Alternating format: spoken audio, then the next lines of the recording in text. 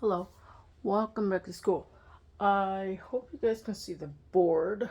Okay.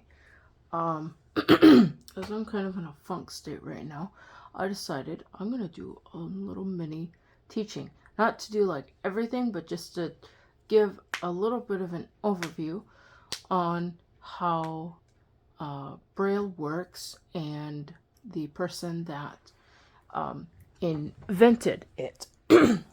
So, first, a little history. This will not be on the exam, don't worry. Um, a Frenchman by the name of Louis Braille, born in the early 1800s, 1808, 1809. I can't read my writing. And he died in 1850, 1852. Um, he invented the Braille system that we basically know today.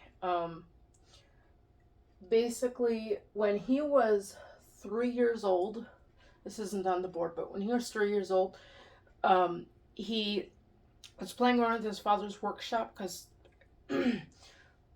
that's what children do. um, and there was a tool. It's called an awl, AWL, and it somehow he was playing with it, and it stabbed him in the eye. His eye got infected, and it went into the other eye. The infection did, not the eye. The infection went into the other eye, and I believe it's by like the age of 5, he was completely blind. And all this initial incident happened about the age of 3, so he was really young. Um, so he went to the local schoolhouse in his village, and he was really good at memorizing. Like, he could memorize maths and things like that, but when reading and writing, obviously, he couldn't do anything because there was no system for blind folk back then. Um, so at 10 years old, or a little bit before that, he was studying with a local priest, um, and they sent him to um, Paris, to the Royal School of Blind Youth. If I remember that's the right name, I don't know. Um, but he went there and he learned how to read books from raised print.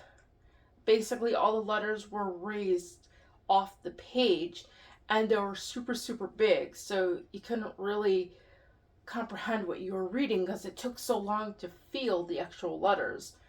Um, and so then, there's also, side note, at the school there's only 14 books, and there was like 100 boys that were at this school. So the book to student ratio was nothing like what it is for print people. And the same is still true today. Oh, let me see here. What else do I have on here? Okay. Somewhere in the midst while Louis was at the school, there was a Captain Charles Barbier that came to the school, and he introduced them to a system that he was using in the French army called night writing. This system used 12 horizontal or 12 vertical dots for vertical. Yeah, 12 vertical dots in 2 columns. So there would be a column of 6, or a column of, yeah, column of 6, and then another column of 6, and you'd feel it with basically the whole length of your finger. And these symbols would represent sounds, letter combinations, and alphabetic symbols, like alphabetic letters. And basically, it was used for sending short messages, such as enemy, I can't speak, enemy advancing, or, enemy behind you, or something, just really short stuff. And so when Louis heard this and was exploring it, he says, "This is great, but it can be better." There was the captain's system didn't have a quick and easy way for writing these messages, because everything was mostly like phonetic and whatever. So he says, okay, I'm going to cut off half of these dots, and then I'm going to create my own system that uses alphabetic letters so that we can read and write the same way as sighted people do. Because sighted people, when they write, they use letters. They don't use symbols that represent letters or represent sounds. They use letters. Our alphabetic stuff we inherited from Rome, and yeah, so that's how we have our what we have. So then, by the age of 15, he had produced his first draft, more or less, of what would later be known as Braille. As you know, the years went on, he refined it. He took out stuff. He added stuff. But in short, what we have today is pretty much what Louis Braille gave us after his fine-tuned tweaking.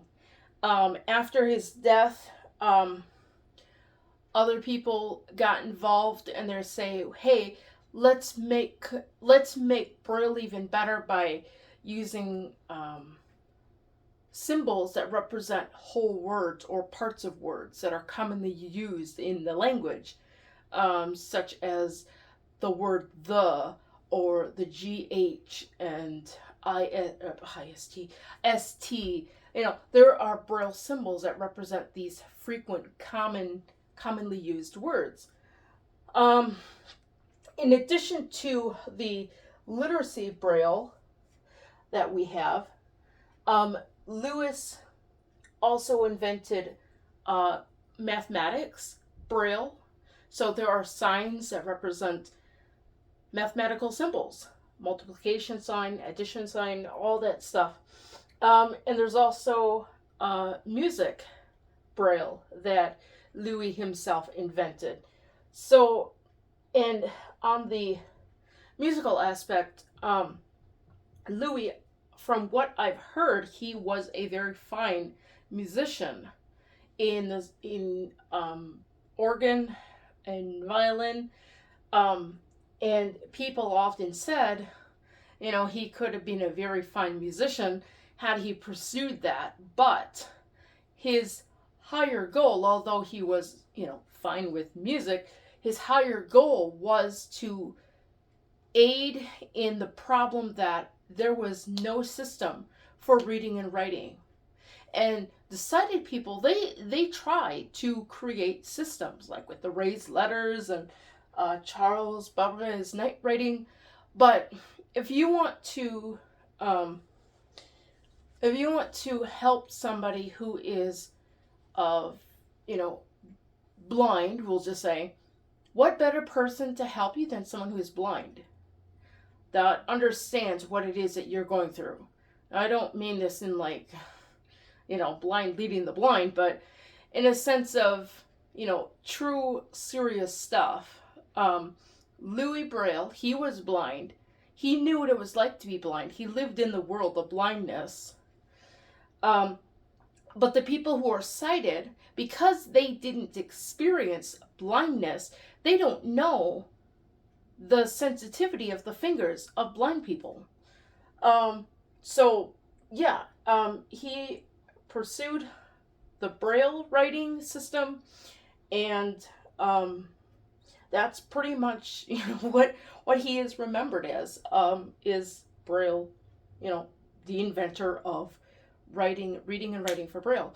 And people say, you know, some people say Braille is a language. Braille is not a language. It's just a medium of reading and writing. So it can be adapted to German, French, obviously French, English, Chinese, you know, any language. Braille can be adapted for that system of language. The only thing is, if, for instance, you're looking at Chinese Braille, it's going to look completely different in the sense you're still reading the same dots, but they're going to be different. Those dot combinations are going to represent different things.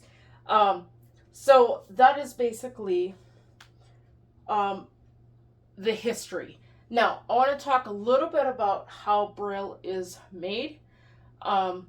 In just a couple letters and a couple music symbols to kind of show you in the sense of you might feel a Braille symbol or look at a Braille symbol, and depending on the context of where this symbol lies will determine what you're reading. So first, this here is called a Braille cell. It is numbered, each dot is numbered from 1 to 3 on the left side and 4 to 6 on the right side. And so the system of Braille is quite easy. Basically, you have the first 10 letters of the Braille uses only these upper 4 dots. The second 10 letters will use the upper 4 dots in addition to dot number 3. The last 4 letters, or the last handful of letters except for W, will use all of the dots and add dot 6. So for example, let's take the letters A, K, and V. Those are all the letters that are, that work in this system. So if we take, I'm going to find a piece of chalk here. So dot 1, this is just, first you got to learn the foundational stuff, but dot 1, we fill this in. This is the letter A. We'll just put the letter, I don't know what to do with it. Okay, we'll put A here. So this is the letter A. Okay, so to make, let's see, to make the letter K, which is completely on this, it's the 11th letter, is you're going to take the letter A and you're going to add dot 3 to it. And we could put K right here. So this is letter A, this is letter K. Now the next, going through J, K, L, M, N, O, P, Q, R, S, T, U, V. U is going to be the next one. I think earlier it said W. But U, you take your K and you add dot 6. And all of these are lowercase letters.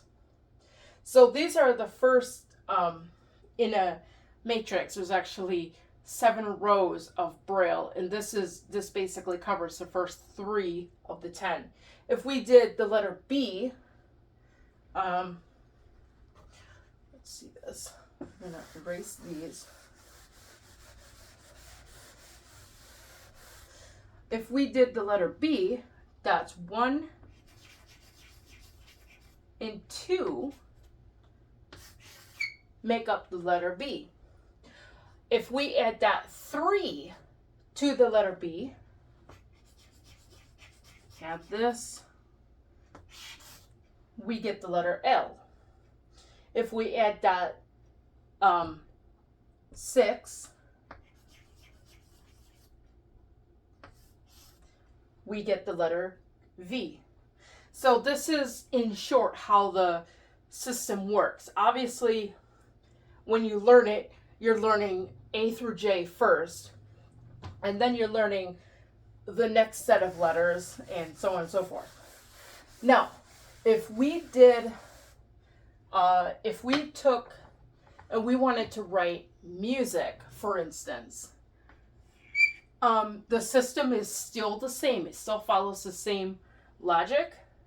Now, in English-speaking countries, most of us use the letter C, or use alphabetic letters for denoting pitches, C, D, E, F, G, A, B, C, D, E, F, G, A, B, etc.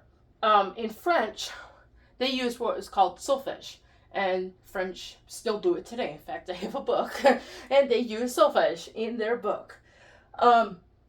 So, if we want to make the letter C, or the pitch do.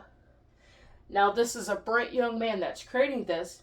He says, well, I'm just going to use the dots that make up the letter D. So he makes up the letter D in Braille, and he calls this pitch do. And then D, whoops, is, we got the next letter for re. What letter comes after D in the alphabet? If you said E, you are correct. So we just use the letter E for the next letter of the scale. D and then E. This would be me. The next letter from E is a letter F. So we make the Braille letter F. And we call this pitch, we call this me. Now these all represent just the pitches. In specific, they represent quavers or eighth notes. These lower dots, these are where the rhythms are going to be used. If we put in, let's say we have this me here, if we use this dot, this is going to represent that, if I remember correctly. I'm still not as fluent with my rhythm dots. If we have this dot would represent the minim. This is a crotchet, this is a minim. If we have both of these dots together, we're going to have, the semibreve, or the semibreve. And to continue, because obviously we can go smaller than the eighth note or the quaver. We can go into semiquavers and hemi-demi-semiquavers, and you basically just recycle these notes again with these dot combinations. So if you're feeling a measure, if you feel a bunch of these, and you think, well, these lower dots represent this guy here, the long one, the semibreve. But there's too many semibreves to be in 4/4 bar. So you would know, okay, this also represents the whatever this thing is called, 16th note, or the semiquaver. And then this one also represents the next note up, and obviously you've got the next note up from there. And it just keeps doing, recycling itself. Rarely are you going to see notes beyond these, even this upper one. You only see that in, advanced music. There's also rests to indicate, like, what do they call them? Like pitch location. We use what's called staff. Not staff. That's what sighted people use. Sighted people use a staff.